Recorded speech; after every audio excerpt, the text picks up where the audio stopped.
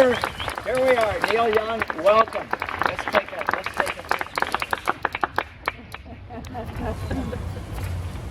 We're so delighted and so lucky to have you here. Thank you very much. Thank you.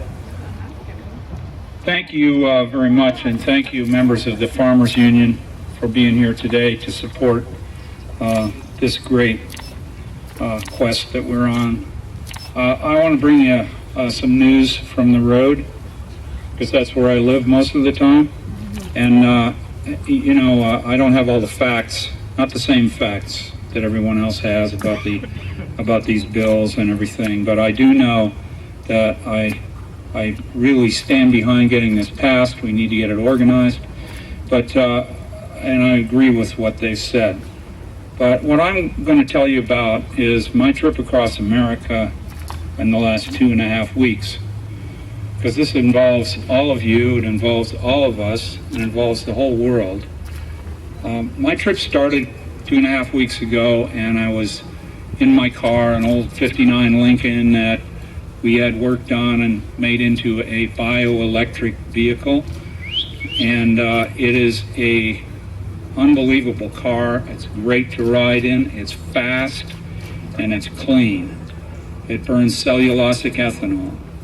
So and it has electricity, obviously, you can plug it in. But when we run out of electricity, the generator comes on, and the American farmers and the Canadian farmers and the crops that you grow make this car go. We didn't use any petroleum all the way across here, and we got here in 2.5 weeks with a stop at Fort McMurray, Alberta. Now, and that's a long way. I still feel it. So, we went through all the states that we had to go through to get there. And pretty soon we were in the Midwest. We were meeting farmers. We were stopping at gas stations. We were talking to people. Sometimes we had a little trouble here and there with the car, an electric window, maybe a fuel pump, something like that we had to get fixed. When we met people, we had a muffler problem, a catalytic converter thing. We stopped in these little towns across America and got our car fixed. We met some great people. We met a lot of farmers, and I've met a lot of farmers in my life, and I stand behind what you're all doing as well as I can, and stand beside you. I don't think it's help you need, I just think you need people standing up for you. So my car made it all the way here running on ethanol. And the Renewable Fuel Standard is probably the most important thing that I've seen that needs to be done here. We need to get more than 10% ethanol. Let me make a point here. There's a lot of disinformation about ethanol, okay?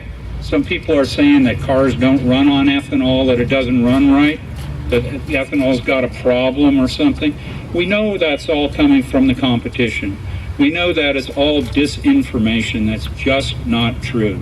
For example, my car runs on a 4-cylinder Atkins motor made by Ford Motors. At the Ford Motor plant, my car was made to run on pure ethanol, E85 down to E70. But at my request, I said, don't make it so that it runs well on gasoline. I don't want to use it. We don't need it. Those who tell you that we need fossil fuels to run your car, to get to work and back, and to run the delivery vans around town, and the small light-duty pickup trucks, those people are all wrong. We don't need fossil fuels for that. We have a model that works, and we have ways of making it accessible for every American over the next 5 years so that everybody can afford this. We don't need this fuel. 35% 35 miles is what the average American drives in a day. The average electric car creates 35 to 40 miles of traveling for under 5 cents a mile. It uses all kinds of energy to run because electricity comes from everywhere. It comes from coal. Even coal is cleaner than gasoline when it comes to running a car. The energy that I use with my car, if I have to plug into a state that has coal running it, is still cleaner than gasoline.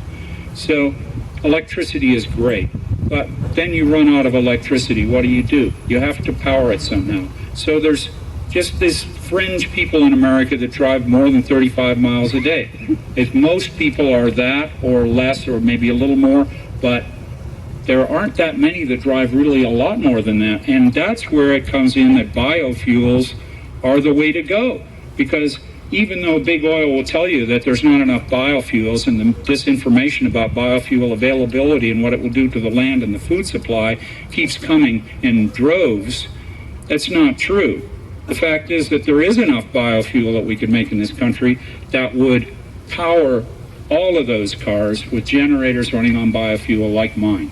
All the cars that need to go farther than 35 miles in a day. So that's not very many cars, really, because it's not the average. So when you look at it that way, the power of America powering these cars so that they can get to work and back every day with the workers in them is really a great way to go. And when you need more power, you use biofuel, and it makes it happen. And that's what I proved. We just drove here many miles, thousands of miles. And halfway here, we went up through South Dakota, we went through farm country, we went up through Montana, through the mountains, and then into the Great Plains of Montana, and across the border into Alberta. And when we got to Alberta, we headed north, and we kept going north and north for a long time until we got to Fort McMurray, Alberta, where all of the oil comes from, much of the oil that we're using here, what they call ethical oil, because it's not from some Saudi Arabia or some country that may be at war with us.